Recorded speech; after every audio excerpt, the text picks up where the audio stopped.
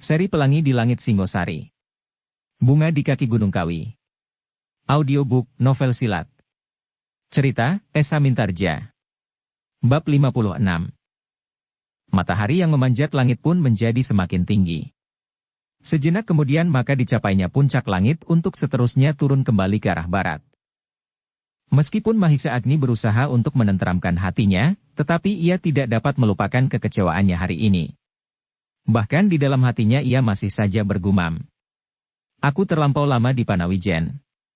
Tetapi, ternyata bahwa pohon kates grandel itu tidak terlampau banyak, sehingga agak sulit juga aku mencari. Kalau saja aku tidak usah menunggu Bibi Nyai Buyut menanak nasi, mungkin aku sudah sampai di bendungan sebelum tengah hari. Mungkin aku masih dapat memasukkan 1-2 berunjung ke dasar sungai itu. Tetapi, kini tengah hari itu sudah lampau. Keduanya kemudian tidak lagi bercakap-cakap. Keringat-keringat mereka bercucuran seperti diperas dari dalam tubuh-tubuh mereka. Panas yang terik terasa membakar kulit. Semak-semak yang jarang-jarang tumbuh di sana-sini tidak banyak memberi kesegaran bagi mereka. Selepas-lepas mata memandang, Mahisa Agni hanya melihat sinar matahari yang menyala di atas padang rumput yang luas itu. Bahkan kadang-kadang seakan-akan dilihatnya padang itu menguap dan mencerminkan wajah air. Tetapi, Mahisa Agni menyadari bahwa penglihatannya itu adalah karena udara yang terlampau panas membakar. Mahisa Agni terkejut ketika tiba-tiba saja pamannya berkata, "Agni, setiap hari kalian bekerja di bawah terik matahari seterik hari ini. Setiap hari kulit kalian telah dipanasi seperti padang ini. Alangkah berat pekerjaan itu." Mahisa Agni mengangguk-anggukkan kepalanya pula. "Tetapi, kalau kalian berhasil, maka kalian akan dapat menepuk dada dan berkata kepada anak cucu, inilah peninggalan kami. Peninggalan pada masa kami muda." Mahisa Agni mengangguk dan menjawab singkat, "Ya Paman." Tetapi, bukan saja kebanggaan. Namun, juga kepuasan melihat anak cucu hidup dengan bahagia. "Ya Paman." Mudah-mudahan mereka menyadari pula. Mereka telah bekerja dengan baik. Hahaha. Ya. Meskipun rencanamu tidak dapat kau lakukan hari ini, tetapi bukankah ada kerja lain yang dapat mereka lakukan? Kerja masih terlampau banyak Paman. Aku kira mereka kali ini akan meneruskan menggali induk susukan yang akan membelah pedang ini, yang akan merupakan jalur alur air induk untuk segenap tanah persawahan yang kita rencanakan. Kita mengharap bahwa demikian air dapat naik, maka jalur-jalur induk itu pun sudah akan dapat menampungnya. Tetapi, pekerjaan itu terlampaui. Kami sebenarnya mengharap janji Aku Tunggul Ametung yang akan memberikan bantuan bukan saja tenaga tetapi juga pedati, lembu dan alat-alat yang lain. Jangan terlampau mengharap bantuan orang lain Agni. Percayalah kepada tanganmu sendiri.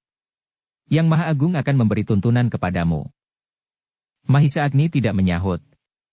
Kepalanya tertunduk memandangi rerumputan yang seperti berlari ke arah yang berlawanan. Ia dapat memahami kata-kata pamannya itu, dan ia pun telah berpendirian serupa pula. Namun, sebagai seorang yang wajar, ia memang mengharapkan bantuan itu segera datang. Tetapi, seandainya janji Tunggul Ametung itu tidak juga dipenuhi, maka itu sama sekali bukanlah suatu alasan untuk mengurungkan rencananya atau mengurangi gairah kerjanya. Dan pamannya pun ternyata berkata, "Kalau bantuan itu datang Agni, mengucaplah terima kasih. Kalau tidak, maka sejak semula kau mulai pekerjaanmu dengan kekuatan tenaga sendiri, tenaga orang-orang Panawijen yang berjuang untuk masa depannya." Mahisa Agni mengangguk-anggukkan kepalanya. Perlahan-lahan ia menjawab, "Ya Paman. Mudah-mudahan kau dapat berhasil."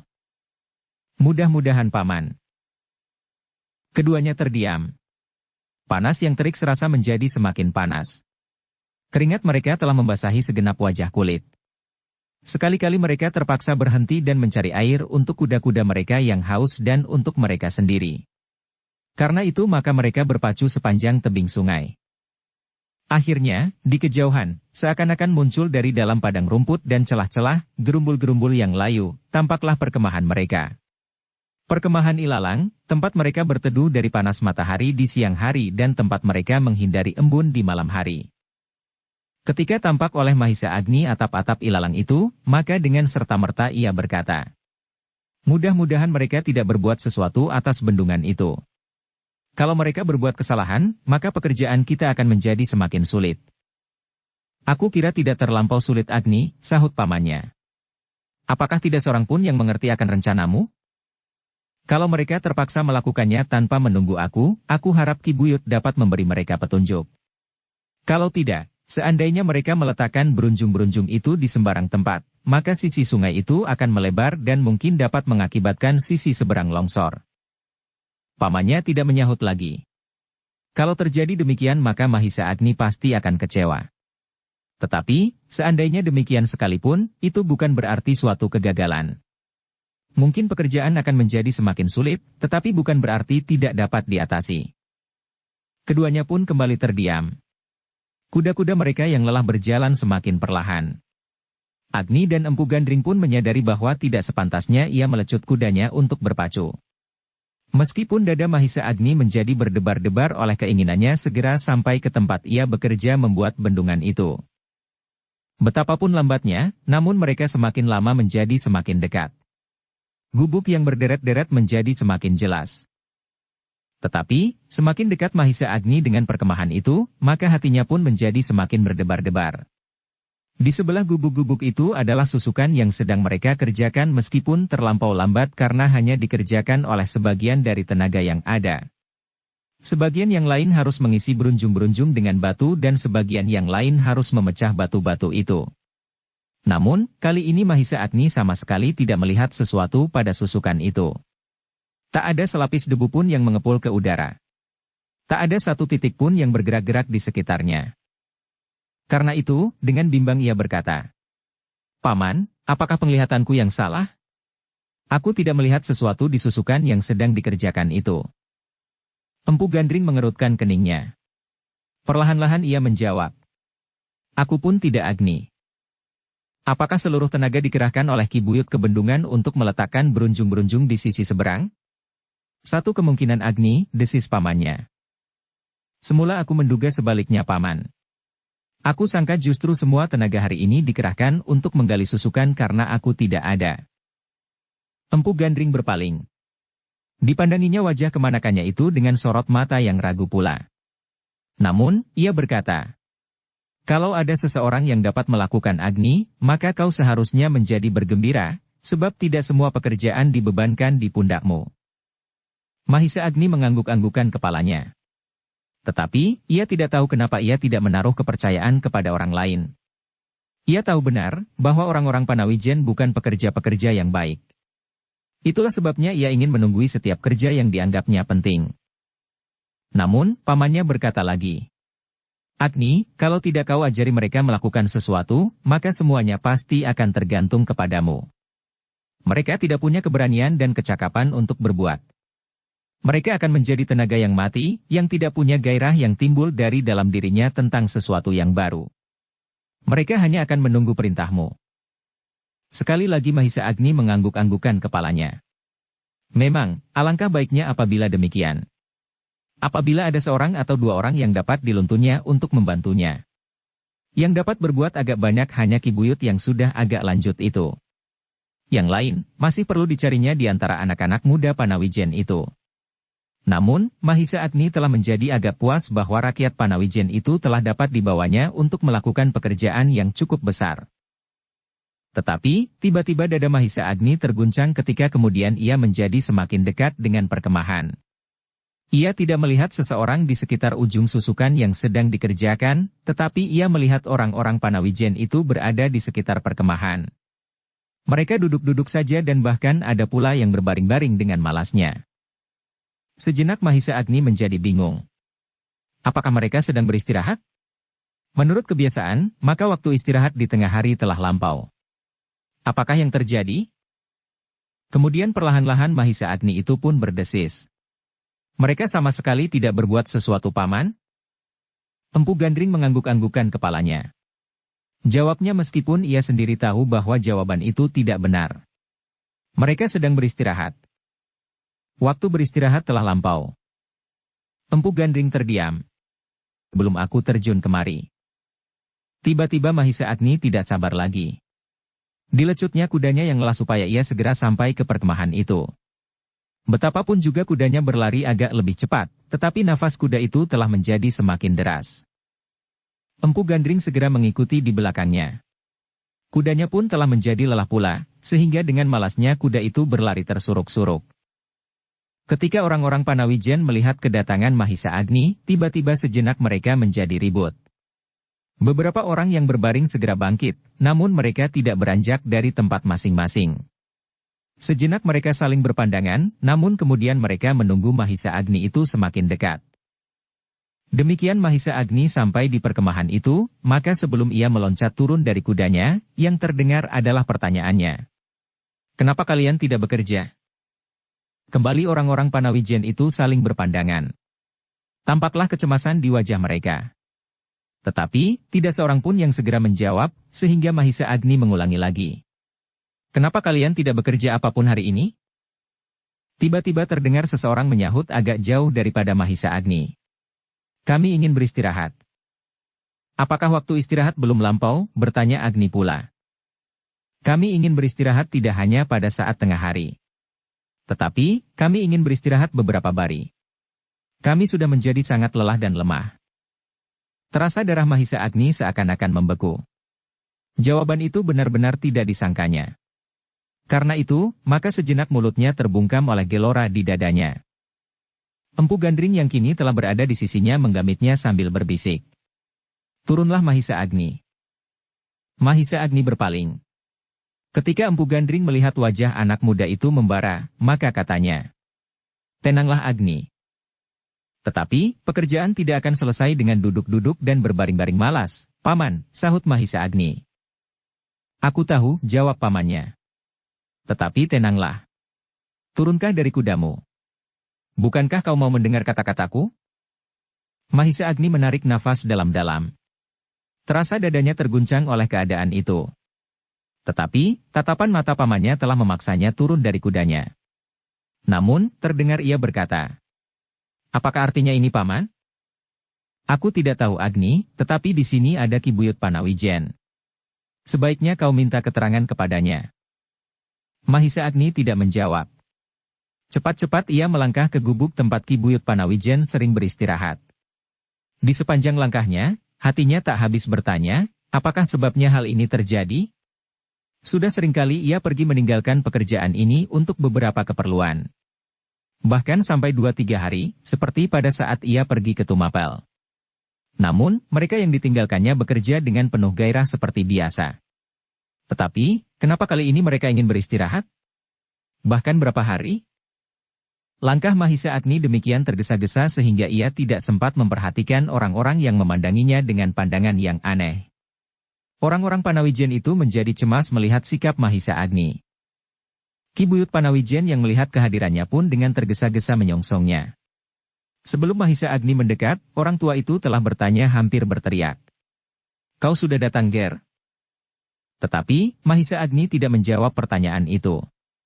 Dengan keras pula ia bertanya, "Kenapa hari ini kita tidak berbuat sesuatu, Ki Buyut?" Wajah Ki Buyut pun menjadi tegang. Dengan terbata-bata ia menjawab, "Ya, Yang Ger. Tetapi, marilah silahkan duduk dahulu. Aku ingin berbuat sesuatu untuk mempercepat pekerjaan ini, Ki Buyut, bukan dengan duduk-duduk dan berbaring." "Ya, Yang Ger, aku tahu. Tetapi, marilah duduk dahulu." "Terima kasih," sahut Agni. "Aku ingin tahu, kenapa kita tidak bekerja hari ini?" "Itulah yang akan aku katakan."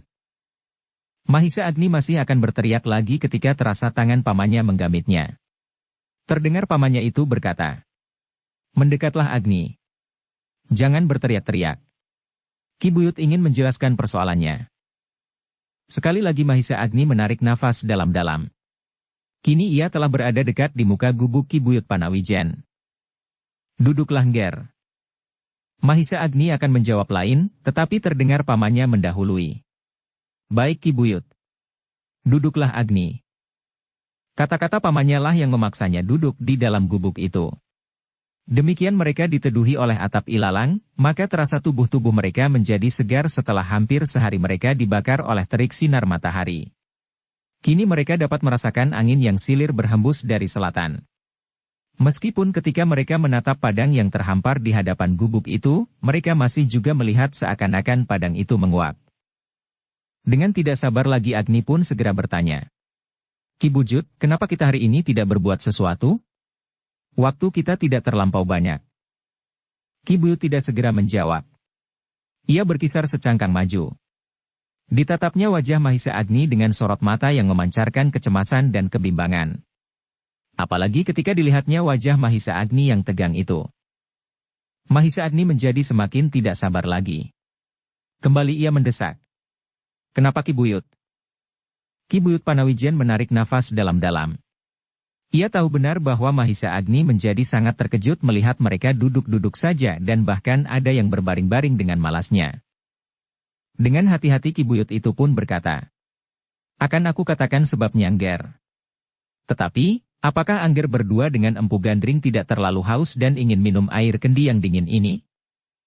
Aku ingin tahu kenapa kita hari ini tidak berbuat sesuatu Ki Buyut, sebab Agni tidak dapat meneruskan kata-katanya. Terdengar Empu Gandring memotong sambil beringsut meraih kendi berisi air dingin. Katanya, Agni, minumlah. Aku pun haus sekali. Air yang dingin ini akan mendinginkan hati dan kepala. Dengan demikian kau akan dapat mendengar cerita Ki Buyut dengan tenang. Sebelum hatimu menjadi dingin Agni, maka kau tidak akan dapat berpikir bening. Nah, minumlah. Aku juga akan minum. Empu Gandring segera mengangkatnya dan minum lewat paruh kendi itu. Alangkah segarnya. Sambil menarik nafas dalam-dalam diserahkannya kendi itu kepada Mahisa Agni. Katanya, minumlah. Dalam keadaan kita sekarang ini, maka adalah kenikmatan yang tiada taranya. Minum air dingin. Mahisa Agni tidak dapat menolak uluran tangan pamannya. Kembali ia berbuat di luar kehendaknya. Seperti seorang yang kehilangan kesadaran diri. Diterimanya kendi itu, dan diangkatnya pula ke mulutnya. Seperti pamannya ia pun minum air yang dingin segar itu. Kesegaran air kendi itu seolah-olah telah menjalar ke segenap saluran darah Mahisa Agni.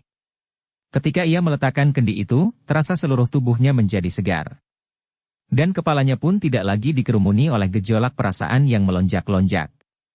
Meskipun ia tetap berkeinginan untuk segera mengetahui sebab-sebab kenapa orang-orang Panawijen itu tidak bekerja hari ini, namun kini ia dapat menahan dirinya oleh kesegaran yang sejuk. Nah, berkata pamannya, kalau kau sudah tidak haus lagi, sekarang bertanyalah kepada Ki Buyut. Tetapi, kau pun wajib mendengarkan keterangan dan alasannya. Mahisa Agni menganggukkan kepalanya. Kini ia berkata perlahan-lahan. Ya Ki Buyut. Aku ingin tahu kenapa hari ini kita tidak meneruskan pekerjaan kita. Ki Buyutlah kini yang mengangguk-anggukkan kepalanya. Kemudian katanya. Pertama-tama aku minta maaf kepada Mungger. Hal ini pasti membuatmu kecewa tetapi, aku tidak dapat berbuat lain daripada menuruti kehendak mereka. Beristirahat. Hanya itu. Tidak ada maksud apapun. Meskipun ada pula alasan yang berbeda-beda, namun kesimpulan mereka ingin menghentikan kerja barang sehari 2 hari. Bagaimana mungkin Ki Buyut, bantah Mahisa Agni. Kita pasti akan kehabisan waktu. Justru kita harus bekerja lebih banyak. Kalau mungkin siang dan malam, supaya pekerjaan ini segera selesai. Agni, potong pamannya. Cobalah kau mendengarkan alas-alasan yang dikatakan oleh Ki Buyut. Alasan yang meskipun berbeda-beda, tetapi kesimpulannya adalah, mereka ingin beristirahat. Cobalah mendengarkan. Kalau kau saja yang berbicara, maka kau tidak akan mengerti. Mahisa Agni pun terdiam. Dan Ki Buyut itu berkata, alasan mereka bermacam-macam Ger. Ada yang hanya karena lelah. Lelah dan tidak lagi mampu untuk bekerja terus. Ada yang menjadi sakit pegal dan linu-linu pada punggung mereka. Mereka perlu beristirahat supaya sakitnya menjadi sembuh. Ada pula yang kakinya menjadi bengkak. Sedang yang lain ingin menunggui anak yang sakit itu. Pagi ini ia mengigau tak henti-hentinya. Tubuhnya menjadi sangat panas, dan kemudian ia menggigil kedinginan. Ki Buyut itu berhenti sesaat. Ketika Mahisa Agni akan memotong kata-katanya, Empu Gandring menggamitnya sehingga kembali Mahisa Agni terdiam. Sejenak kemudian Ki Buyut itu berkata lagi. Sebenarnya pagi-pagi tadi, ketika matahari terbit, kami sudah siap untuk bekerja. Tetapi, kami dikejutkan oleh igawan anak yang sakit itu. Beberapa orang segera mengerumuninya. Ketika satu di antara mereka berkata, "Aku tidak bekerja hari ini. Aku akan menunggui anak ini," maka tiba-tiba seperti meledak kata-kata itu disahut berturut-turut oleh kebanyakan dari mereka yang mengerumuni anak itu. "Aku juga tidak. Kakiku sakit, bengkak-bengkak, yang lain lagi, punggungku akan patah, dan yang lain, kepalaku hampir pecah kepanasan." Itulah Ger. Aku tidak dapat memaksa mereka, kembali Ki Buyut berhenti sejenak, ia menjadi ragu-ragu, tetapi kemudian terpaksa ia berkata, "Angger Mahisa Agni, sebenarnya telah agak lama aku mendengar keluh kesah ini. Keluh kesah yang kemudian meledak menjadi alasan-alasan yang menyebabkan kami hari ini tidak bekerja. Tetapi, aku harap Angger dapat mengerti." Wajah Mahisa Agni kembali menjadi merah membara. Alangkah kecewa hatinya. Ia merasa bahwa apa yang dilakukannya selama ini sama sekali tidak dihargai oleh orang-orang Panawijen itu. Bahkan mereka telah berusaha untuk memperlambat. Karena itu, maka dengan serta-merta ia menyahut, "Jadi apakah kemauan mereka? Apakah kita hentikan saja pekerjaan ini?" "Agni," berkata pamannya perlahan-lahan. Orang tua itu tahu benar, betapa sakit hati Mahisa Agni mendengar keadaan yang ada di perkemahan ini. Keadaan yang sama sekali tidak diduga-duganya. Tetapi, orang tua itu pun dapat mengerti, kenapa orang-orang Panawijen ingin berhenti bekerja barang sehari 2 hari. Maka katanya seterusnya, "Berpikirlah dengan kepala dingin. Cobalah kau cernakan dahulu apa yang kau dengar, baru kau membuat tanggapan. Jangan tergesa-gesa mengambil sikap Agni." Kini wajah Mahisa Agni yang merah itu menjadi semakin tegang. Terasa dadanya bergelora seperti gunung yang akan meletus. Namun, sorot mata pamannya telah menahannya untuk tidak melepaskan luapan perasaannya. Karena itu maka kepala Mahisa Agni itu justru menjadi pening. "Agni," berkata pamannya sareh, "kau harus melihat keadaan ini secara keseluruhan. Jangan kau melihat sepotong-sepotong daripadanya. Maka kau akan dapat mengurangi kepahitan yang harus kau hadapi kini." Mahisa Agni menundukkan kepalanya. Tetapi, pamannya mengetahuinya bahwa anak muda itu mengatupkan giginya rapat-rapat. Ia masih berusaha untuk menguasai perasaannya. "Kau harus dapat mencoba mengerti apa yang dikatakan oleh Ki Buyut Panawijen," berkata pamannya pula. Tetapi paman, betapapun Mahisa Agni mencoba menahan diri namun terloncat pula dari bibirnya.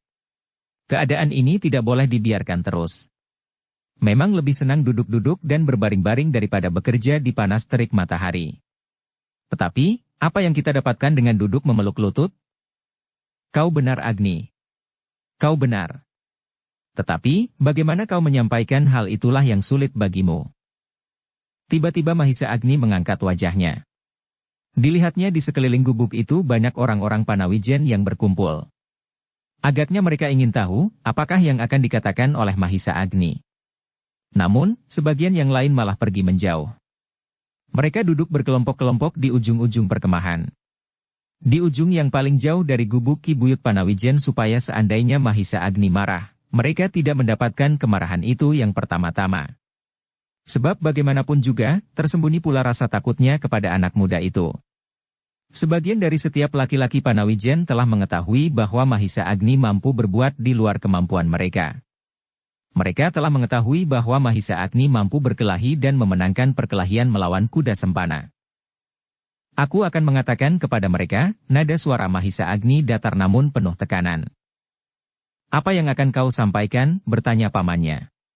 Kembali ia mendesak. Kenapa Ki Buyut? Mereka harus bekerja. Aku hanya punya satu nama. Lihat Agni. Matahari telah menjadi semakin condong. Kalau kau menyiapkan mereka untuk bekerja, maka kau tidak akan mendapatkan apa-apa. Demikian mereka siap, demikian matahari tenggelam. Mahisa Agni terdiam. Tetapi, wajahnya masih tetap tegang. Meskipun tidak hari ini, berkata Mahisa Agni kemudian. Besok misalnya, tetapi mereka harus tahu bahwa mereka telah berbuat suatu kesalahan. Kesalahan yang besar sekali. Musim hujan yang akan datang tidak mengenal istirahat. Apapun alasan kita di sini, tetapi musim itu akan datang pada waktunya.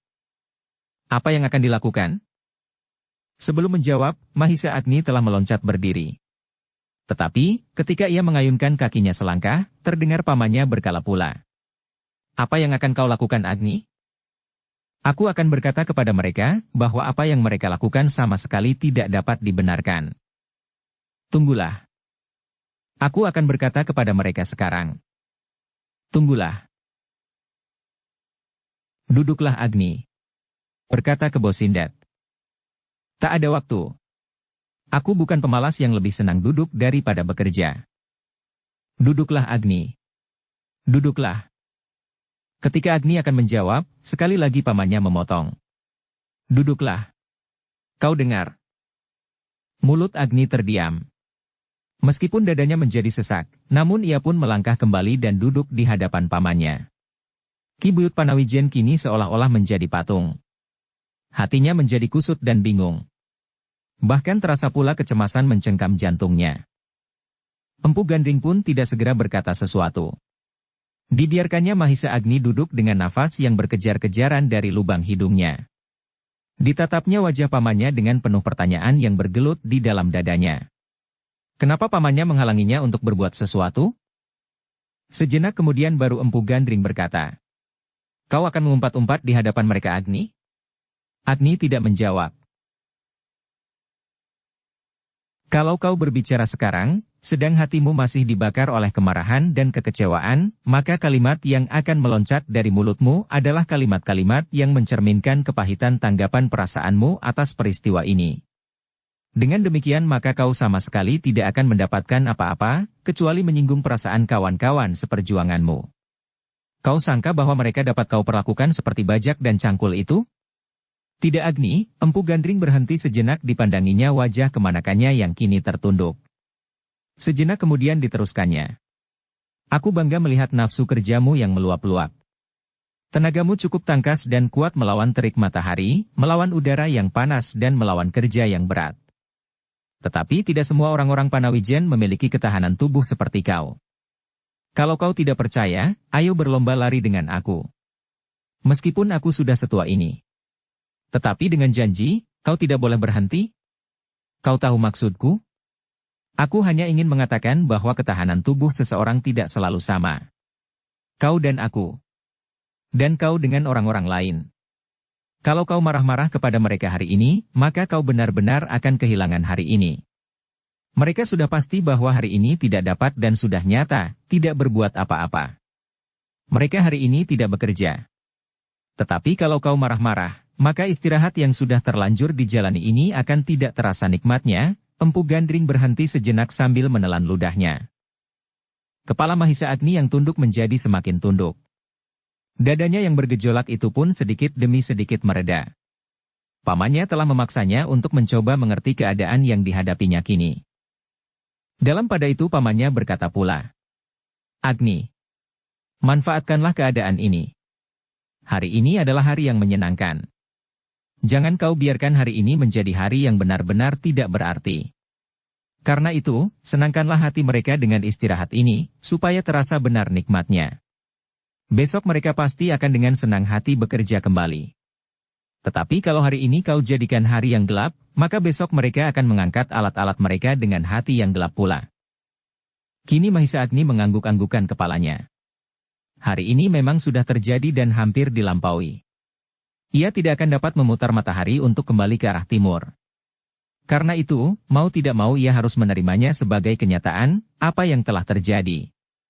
Dan sebenarnya lah kata pamannya, bahwa ia harus memanfaatkan yang ada untuk kepentingan hari-hari mendatang. Terdengar kemudian pamannya bertanya, "Kau tahu maksudku, Agni?" "Ya paman," Mahisa Agni mengangguk-anggukkan kepalanya. Ki Buyut Panawijen yang sejak tadi duduk mematung, tiba-tiba menarik nafas dalam-dalam. Terdengar ia berdesah. Demikianlah Nger. Hatiku yang tinggal semenir dapat menjadi tegar kembali." Empu Gandring tersenyum. Katanya, "Ki Buyut sudah berbuat sebaik-baiknya yang mungkin dapat Ki Buyut lakukan." Orang tua itu mengangguk-angguk, jawabnya. "Ya, ya Empu. Aku sudah mencoba apa saja yang dapat aku lakukan. Tetapi, kemampuanku memang terlampau jauh ketinggalan." "Tidak Ki Buyut. Siapapun yang menghadapi persoalan ini, tidak akan dapat mengambil sikap yang lebih baik daripada yang telah Ki Buyut lakukan. Kembali orang tua itu mengangguk-anggukkan kepalanya. Sekali-kali tangannya mengusap dadanya sambil bergumam. Oh, rasa-rasanya dada ini hampir pecah. Empu Gandring tertawa perlahan-lahan. Mahisa Agni masih menundukkan kepalanya. Tetapi dengan demikian ia dapat mengerti pula, betapa berat perasaan orang tua itu menghadapi orang-orangnya. Nah Agni, berkata Empu Gandring kemudian. Sekarang ambillah obat yang kau bawa itu.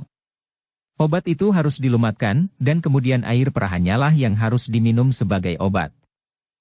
Mahisa Agni mengangkat wajahnya. Pamannya benar. Adalah lebih baik berbuat sesuatu yang dapat menyenangkan hati orang-orang Panawijen daripada mengumpati mereka itu. Karena itu maka Mahisa Agni pun menjawab. Baik Paman. Aku akan mencoba mengobatinya. Ketika Mahisa Agni kemudian berdiri dan melangkah meninggalkan pamannya dan Ki Buyut, sekali lagi pamannya berpesan. Jangan membuat hati orang-orang Panawijen tersinggung. Tetapi usahakan mengatakan dengan baik, bahwa tidak seharusnya mereka bermalas-malas. Mahisa Agni mengangguk, jawabnya. Ya Paman. Akan aku usahakan. Anak muda itu pun kemudian melangkah meninggalkan gubuk itu. Ketika ia sampai di luar, maka sikapnya pun menjadi canggung. Perasaannya sama sekali tidak senang melihat orang-orang Panawijen duduk-duduk bermalas-malasan. Tetapi ia tidak dapat melepaskan perasaannya itu. Pikirannya membenarkan pendapat pamannya. Sehingga karena itu, maka Mahisa Agni harus mengekang sikapnya sejauh-jauh dapat dilakukan. Orang-orang yang berada di sekitar gubuk Ki Buyut itu pun menjadi berdebar-debar ketika mereka melibat Mahisa Agni keluar seorang diri. Bermacam-macam tanggapan merayap di dalam dada masing-masing. Tetapi mereka menjadi heran ketika mereka melihat Mahisa Agni itu tersenyum kepada mereka sambil berkata, apakah kalian sudah tidak lelah lagi? Sejenak mereka menjadi bingung. Senyum Mahisa Agni memang terasa agak hambar. Tetapi mereka tidak menyangka bahwa Mahisa Agni tidak menjadi kecewa melihat keadaan itu. Siapakah yang kakinya menjadi bengkak? Bertanya Mahisa Agni sekenanya. Orang-orang itu pun menjadi saling berpandangan. Tetapi belum ada seorang pun yang menjawab. Siapa? Desak Mahisa Agni. Aku dengar ada di antara kalian yang kaki-kakinya menjadi bengkak karena pekerjaan yang terlampau berat ini. Ada yang punggungnya hampir patah. Nah, aku ingin tahu, siapa yang telah menderita itu? Orang-orang itu pun menjadi ragu-ragu. Apakah Mahisa Agni itu benar-benar bertanya tentang kaki yang bengkak dan punggung yang sakit? Atau sekedar merupakan pendahuluan untuk menumpahkan kemarahannya. Dalam keraguan-raguan itu terdengar Mahisa Agni berkata, kalau demikian, memang sebaiknya kalian beristirahat hari ini. Matahari sebentar lagi akan turun ke Cakrawala. Nikmatilah hari istirahat ini sebaik-baiknya supaya besok kita dapat mulai lagi dengan tenaga baru. Mahisa Agni berhenti sejenak, tetapi ia bertanya kembali. Tetapi siapakah yang menjadi sakit? Tiba-tiba terdengar jawaban penuh keraguan-raguan. Aku Agni. Kakiku menjadi bengkak. Mahisa Agni mengerutkan keningnya. Terasa sesuatu berdesir di dalam dadanya. Sejenak kemudian ia melangkah mendekati orang itu sambil berkata. Lihat. Kenapa kakimu menjadi bengkak? Orang itu menjulurkan kakinya dan memperlihatkan bagian yang bengkak. Mahisa Agni terkejut melihat kaki yang bengkak itu. Ia sama sekali tidak menyangka bahwa satu di antara kawan-kawannya menderita sakit semacam itu. Karena itu maka dengan serta-merta ia bertanya. Kenapa kakimu bengkak? Orang itu menjawab. Kakiku tertimpa pecahan batu, Agni. Mahisa Agni mengerutkan keningnya. Tetapi ia tidak segera berkata apapun. Dia matinya kaki yang bengkak itu seperti melihat sesuatu yang ganjil baginya. Tetapi kemudian ia mengangguk-anggukan kepalanya ketika dilihatnya sebuah luka hampir pada mata kakinya. Apakah luka itu sakit? Bertanya Mahisa Agni. Orang itu memandang Mahisa Agni dengan sorot mata yang aneh. Ia tidak segera dapat menjawab karena keheranannya atas pertanyaan itu. Sehingga Mahisa Agni mendesaknya. Sakit? Tentu Agni, jawab orang itu kemudian. Kalau tidak sakit maka aku tidak akan menyeringai sepanjang hari. Mahisa Agni mengangguk-anggukan kepalanya. Peristiwa-peristiwa semacam ini berada di luar perhitungannya. Disangkanya bahwa setiap orang akan mampu bekerja seperti dirinya, dan memiliki ketahanan tubuh seperti dirinya pula. Dalam pada itu teringatlah ia akan pesan pamannya. Maka dengan ramahnya ia berkata, "Baiklah. Beristirahatlah hari ini. Pergunakanlah hari ini sebaik-baiknya untuk menenangkan diri, besok kita akan mulai kembali." Mahisa Agni pun kemudian melangkah pergi. Tetapi ia tidak sempat melihat wajah orang itu. Wajah orang yang kakinya bengkak karena lukanya yang menjadi semakin parah. Ketika Mahisa Agni sudah berjalan beberapa langkah daripadanya terdengar ia bergumam. "Bagaimana mungkin aku harus bekerja besok? Apakah kakiku malam nanti sudah akan sembuh?" Beberapa kawan-kawannya memandanginya dengan iba. Tetapi sebagian dari mereka menjadi berlega hati. Ternyata Mahisa Agni tidak menjadi marah seperti yang mereka sangka. Meskipun seandainya demikian, mereka sudah terlanjur tidak bekerja hari ini. Dan hari ini kini sudah hampir sampai ke ujungnya. Mahisa Agni berjalan dengan berbagai angan-angan di kepalanya. Apa yang dilihatnya telah meninggalkan bermacam-macam kecemasan. Beberapa orang yang sakit pasti akan benar-benar menghambat pekerjaan itu. Orang-orang yang lain, yang sekedar karena malas, akan dapat berpura-pura sakit pada punggungnya atau pada tulang rusuknya atau sakit perutnya. Semakin banyak orang yang sakit dan berpura-pura sakit, maka pekerjaannya akan menjadi semakin lama. Musim hujan sama sekali tidak dapat diajaknya berbicara tentang orang-orang yang sakit dan berpura-pura sakit. Langkah Mahisa Agni terhenti di antara beberapa anak-anak muda yang duduk di bawah sebuah gubuk. Ketika mereka melihat Mahisa Agni berhenti di depan gubuk itu, maka anak-anak muda itu pun menundukkan kepalanya. Dada mereka pun menjadi berdebar-debar. Meskipun mereka dengan sengaja tidak bekerja hari ini, tetapi ketika mereka melihat Mahisa Agni berada di hadapan hidung mereka, maka jantung mereka pun menjadi semakin cepat berdenyut. Ketika Mahisa Agni melihat anak-anak muda yang sehat-sehat itu, hatinya menjadi agak tenang. Anak-anak muda inilah yang harus membantunya sepenuh tenaga untuk membangun bendungan itu. Namun ketika dilihatnya anak-anak muda itu duduk bermalas-malasan, maka hatinya pun menjadi kecewa. Sebenarnya mereka hari ini tidak perlu beristirahat seperti orang-orang yang sudah berumur agak lanjut. Biarlah orang-orang tua dan mereka yang sakit beristirahat. Tetapi anak-anak muda ini seharusnya mempergunakan setiap waktu dengan sebaik-baiknya. Bahkan apabila ada di antara kawan-kawannya yang terpaksa tidak dapat bekerja, maka mereka yang sehat-sehat itu harus melipat gandakan kerja yang mungkin dilakukan. Sejenak Mahisa Agni berdiri saja mematung di luar gubuk itu. Sedang anak-anak muda yang duduk di dalam pun tidak menegurnya, sehingga sejenak mereka saling berdiam diri.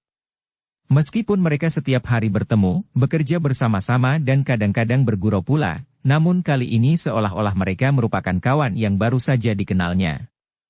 Masing-masing menjadi canggung dan tidak segera menemukan kata-kata pertama untuk saling berbicara. Yang mula-mula mencoba menegur adalah Mahisa Agni, sekenanya ia bertanya. "Apakah yang kalian kerjakan?" Pertanyaan itu tidak segera terjawab. Beberapa anak-anak muda saling berpandangan. Namun kemudian kembali mereka menundukkan kepala mereka. "Baru apakah kalian kini?" bertanya Mahisa Agni kembali. Sejenak kemudian terdengar jawab perlahan-lahan. "Kami sedang beristirahat, Agni." Mahisa Agni mengangguk-anggukan kepalanya. Sinar matahari yang semakin condong masih juga memanasi kulitnya yang berwarna tembaga oleh keringat yang membasahinya. Tampaklah keningnya berkerut mendengar jawaban itu. Dengan serta-merta pula ia bertanya. "Apakah kalian sakit?" Kembali anak-anak muda di dalam gubuk itu menjadi bingung. Kembali mereka saling berpandangan. Namun tak seorang pun yang dapat menjawab pertanyaan itu, sehingga Mahisa Agni terpaksa memperbaiki pertanyaannya. "Apakah ada di antara kalian yang sakit?" Mahisa Agni melihat beberapa di antara mereka menggelengkan kepalanya dan terdengar jawaban lirih. "Tidak, Agni. Kami tidak sakit. Tetapi ada di antara kami yang sakit."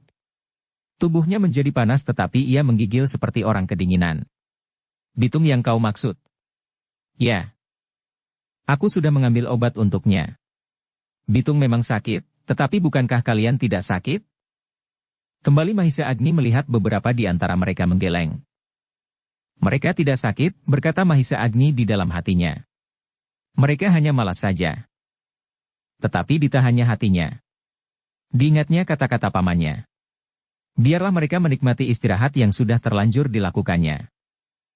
Baiklah, berkata Mahisa Agni kemudian. Beristirahatlah. Besok kita bekerja kembali. Mahisa Agni itu pun segera melangkah pergi. Kini ia akan mengambil obat yang masih terikat di kudanya. Ia ingin segera memberikannya kepada Bitung, supaya sakitnya segera menjadi berkurang. Tetapi betapapun Mahisa Agni berusaha, namun perasaannya masih juga bergolak melihat orang-orang Panawijen duduk dengan malasnya. Meskipun apabila Mahisa Agni lewat di samping mereka, tampak juga mereka menjadi seakan-akan malu. Tetapi Mahisa Agni selalu ingat akan kata-kata pamannya. Karena itu, ia sama sekali berusaha untuk menyembunyikan perasaannya yang sebenarnya. Bahkan setiap kali ia melewati kelompok-kelompok orang-orang Panawijen, anak muda itu selalu mencoba tersenyum dan berkata, "Mudah-mudahan kalian puas dengan istirahat ini."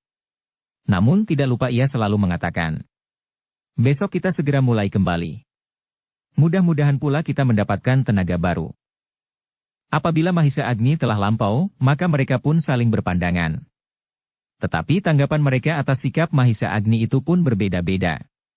Mereka yang masih mempunyai tanggung jawab atas pekerjaan itu berkata di dalam hatinya, "Ya, besok aku akan bekerja lebih baik setelah hari ini aku beristirahat." Tetapi yang sama sekali tidak dikehendaki oleh Mahisa Agni adalah mereka yang memang tidak mempunyai nafsu untuk berjuang. Mereka yang acuh tak acuh menghadapi masa-masa yang akan datang. Ketika mereka melihat sikap Mahisa Agni yang lunak itu, mereka berkata di dalam hati, "Nah, lihat. Mahisa Agni tidak berani berbuat apa-apa. Kenapa kita terlampau bodoh pada masa-masa yang lewat? Bekerja terlampau banyak sehingga tubuh kita hampir remuk karenanya. Di saat-saat yang akan datang, ia pasti akan berdiam diri pula apabila kita memaksa beristirahat seperti hari ini." Alangkah sayangnya, bahwa justru pikiran yang demikian itulah yang lebih banyak menguasai orang-orang Panawijen yang sebagian dari mereka sudah menjadi jemu menghadapi pekerjaan yang berat itu. Mahisa Agni tidak dapat membedakan wajah-wajah mereka yang menyimpan perasaan yang berbeda-beda itu. Karena itu ia berjalan terus ke tambatan kudanya.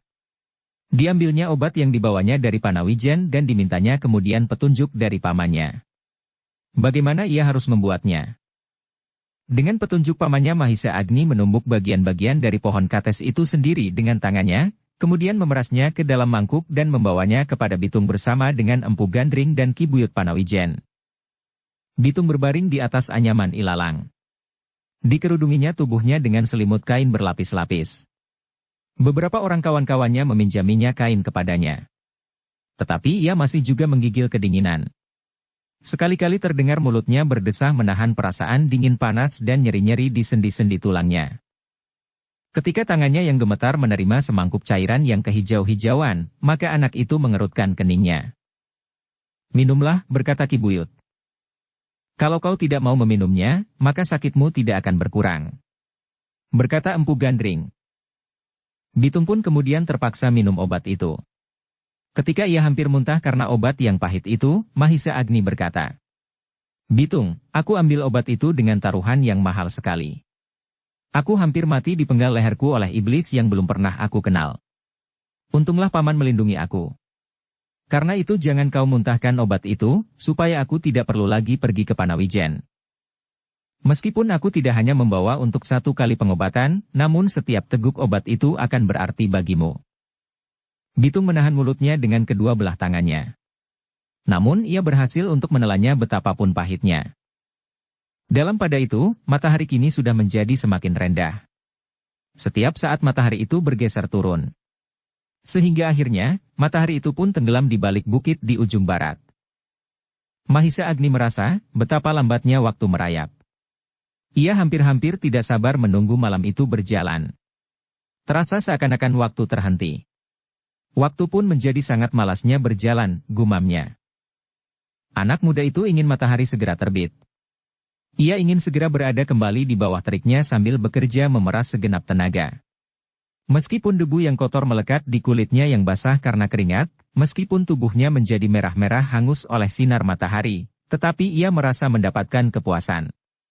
Ia merasa bahagia berada di tengah-tengah derunya kerja yang berat itu. Sebab anak muda itu berkeyakinan bahwa hanya dengan kerja, maka hari depan mereka dan anak cucu menjadi baik. Oleh karena itu, maka justru Mahisa Agni tidak dapat memejamkan matanya. Hatinya menjadi risau dan gelisah.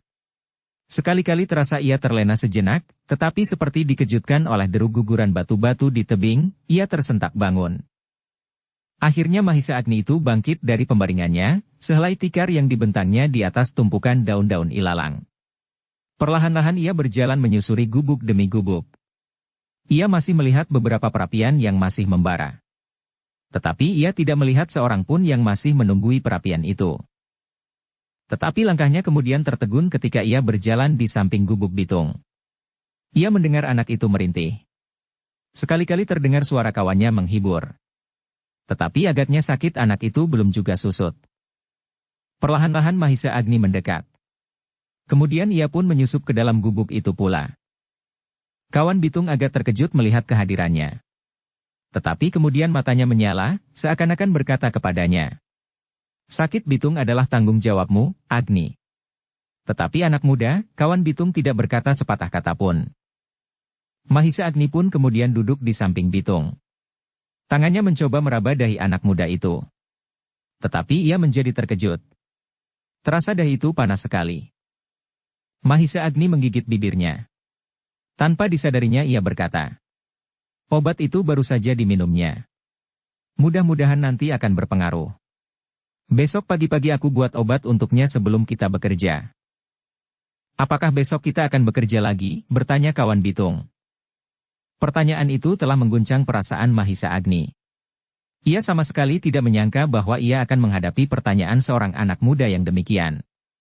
Meskipun ia dapat meraba bahwa anak-anak muda lebih senang beristirahat, duduk-duduk dan berbaring sambil mengunyah makanan, namun bahwa seseorang langsung mengucapkan pertanyaan itu adalah sangat mengecewakan. Tetapi Mahisa Agni segera berusaha menahan perasaannya sendiri seperti pesan pamannya. Beruntunglah bahwa pamannya telah memberinya pesan, sehingga setiap kali pesan-pesan itu dapat mengekangnya. Dengan menahan diri Mahisa Agni kemudian bertanya kepada anak muda itu.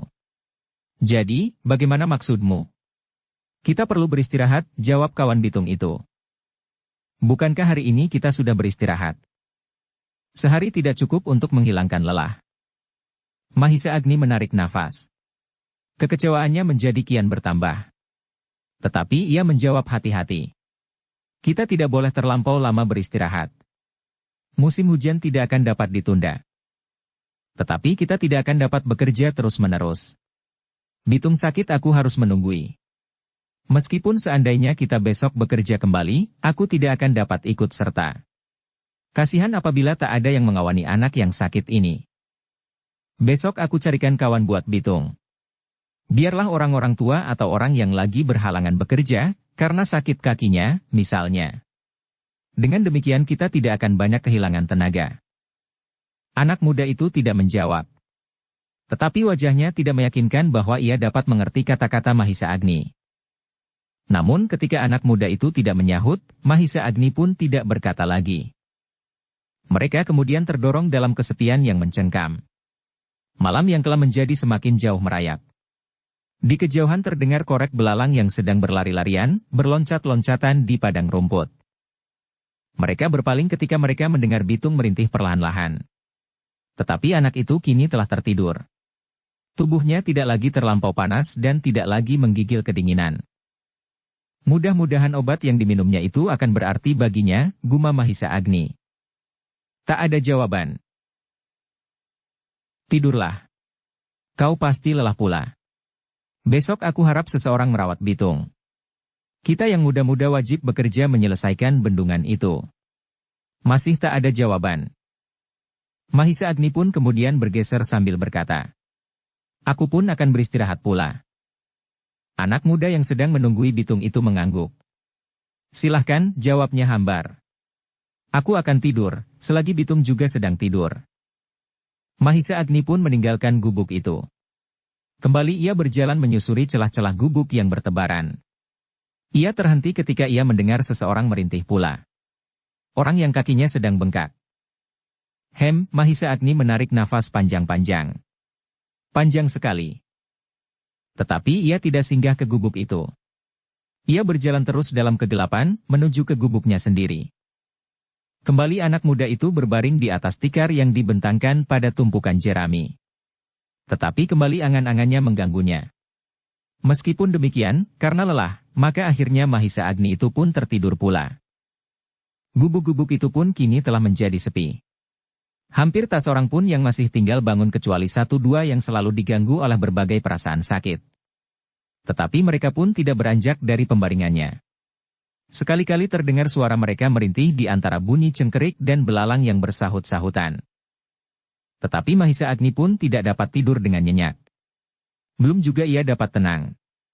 Sekali-kali ia terbangun. Gigitan nyamuk benar-benar telah mengganggunya seperti perasaannya sendiri yang selalu mengganggunya pula.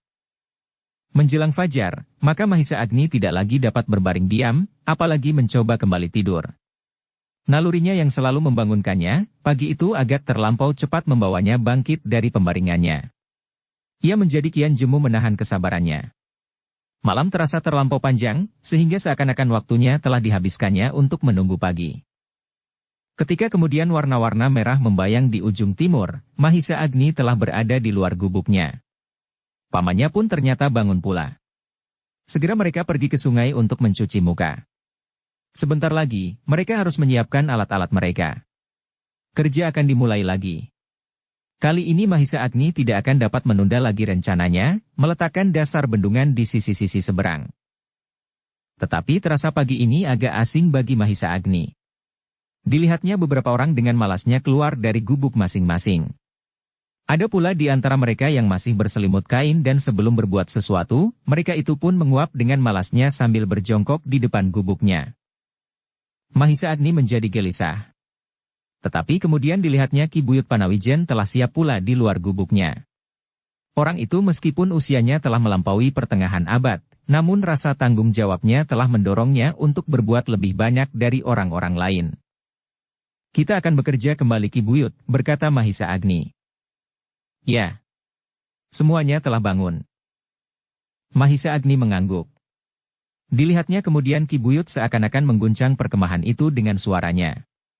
Dibangunkannya mereka yang masih tidur. Dan bayangan kemerahan di timur pun menjadi semakin nyala.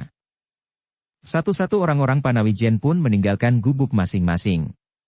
Mereka yang tertidur di samping perapian-perapian pun telah menggeliat pula sambil berdiri dengan malasnya. Mahisa Agni memandangi mereka dengan dada yang berdebar. Ia melihat sikap yang lain daripada sikap mereka 2-3 hari yang lalu. Mata mereka tidak lagi memancarkan kegairahan bekerja dan gerak mereka pun kini menjadi kemalas-malasan. Ketika kemudian matahari menjenguk dari balik bukit dan menebarkan sinarnya yang masih kemerah-merahan ke atas rumput itu, maka orang-orang Panawijen sama sekali tidak memperhatikannya lagi. Masih juga ada 1-2 orang yang tampak tergesa-gesa mengambil alat-alat mereka. Ada juga yang dengan tergesa-gesa menyalakan api dan memanasi air minum seperti biasa. Tetapi sebagian besar dari mereka masih lebih senang berdiri menggeliat atau menguap sambil berkerudung kain. Dengan wajah yang berkerut-merut Mahisa Agni memandangi pamannya, seakan-akan ingin menumpahkan kejengkelannya melihat suasana itu. Empu Gandring menarik nafas dalam-dalam. Ia tahu benar perasaan kemanakannya. Tetapi ia tidak berkata sepatah kata pun. Betapapun lambannya, namun orang-orang Panawijen itu pun akhirnya berkumpul pula. Mereka telah menjinjing alat masing-masing. Tetapi mereka tidak segera bergerak ke tempat kerja mereka. Bersambung ke bab 57. Dukung kami dengan subscribe, follow, like, komen dan share. Terima kasih.